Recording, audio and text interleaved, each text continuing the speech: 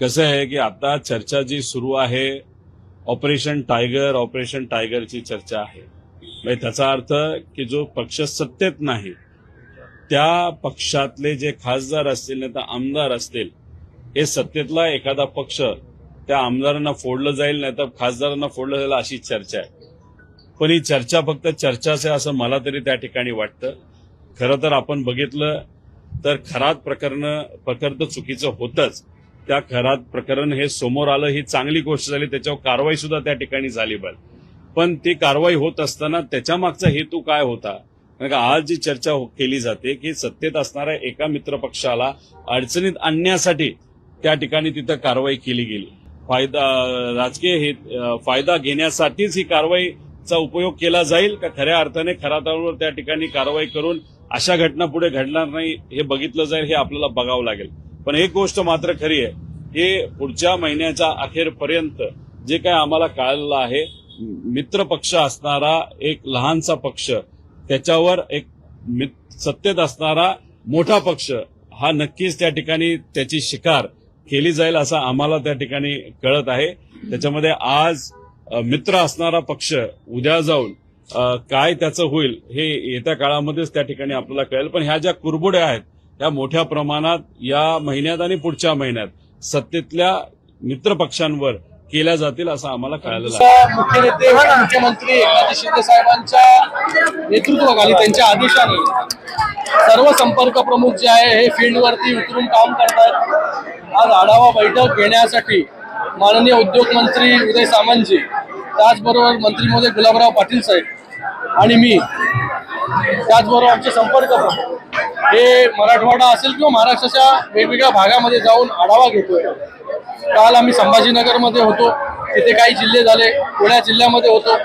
सकाळी जे आहे ते आज सोलापूर, धाराशिव, माढा आणि आता नांदेड, परभणी आणि हिंगोली अशा सर्व लोकसभेचा आढावा या ठिकाणी घेण्यात आला। निवडणुका झालेल्या आहेत, काही ठिकाणी निवडणुका होणार आहेत।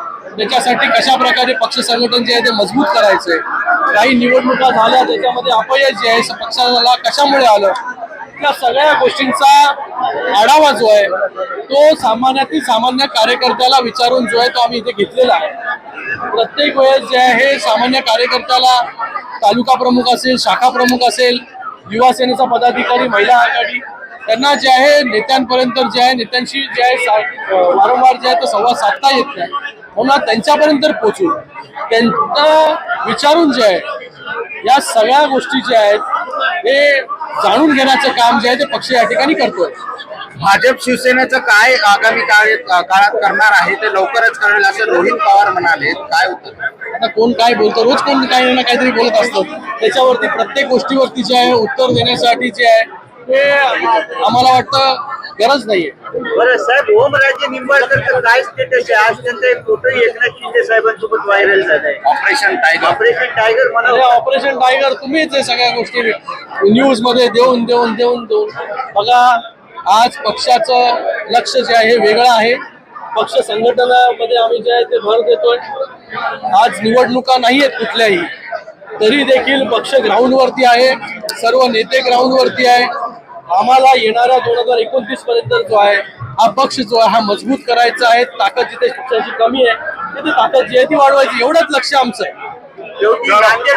वाद मिटवण्यासाठी श्रीकांत शिंदे यांना मध्यस्थी नांदेड उत्तर असेल, नांदेड दक्षिण असेल किंवा कुठलाही मतदारसंघ असेल, हा अंतर्गत वाद जो आहे हा पक्षाचा असतो। हा एक परिवार आहे, त्या परिवारामध्ये जे आहे ते वेगवेगळ्या भावना लोकांच्या असतात आणि परिवारामध्ये जे आहे या ठिकाणी भांडण देखील होतं आणि त्या ठिकाणी सगळ्या गोष्टी चांगल्या देखील होतात। आज आपण जर पाहिलं असेल की कार्यकर्ते इतक्या मोठ्या संख्येमध्ये आहेत, प्रत्येक कार्यकर्त्याची एकच भावना आहे की शिवसेना वाढली पाहिजे, पक्ष आपला वाढला पाहिजे। त्याच्यामुळे वेगवेगळ्या पदाधिकाऱ्यांच्या, कार्यकर्त्यांच्या वेगळ्या भावना ज्या आहेत इथे व्यक्त केल्या, त्या सगळ्या भावना ज्या आहेत त्या ऐकून घेतल्या। 4 तास एकाच ठिकाणी बसून सगळ्या लोकसभेचा आढावा जो आहे तो घेण्याचं काम आपण इथे केलेलं आहे आणि नक्कीच फायदा जो आहे हा पक्षाला येणाऱ्या काळामध्ये होईल। यूट्यूबवर सुद्धा रायगड टाइम्स सर्च करा आणि पहा रायगडच्या कानाकोपऱ्यातील प्रत्येक बित्तम बातमी आणि हो, लगेचच सबस्क्राईब बटनवर क्लिक करायला विसरू नका. रायगड टाइम्स, आपलं चॅनल, आपला आवाज.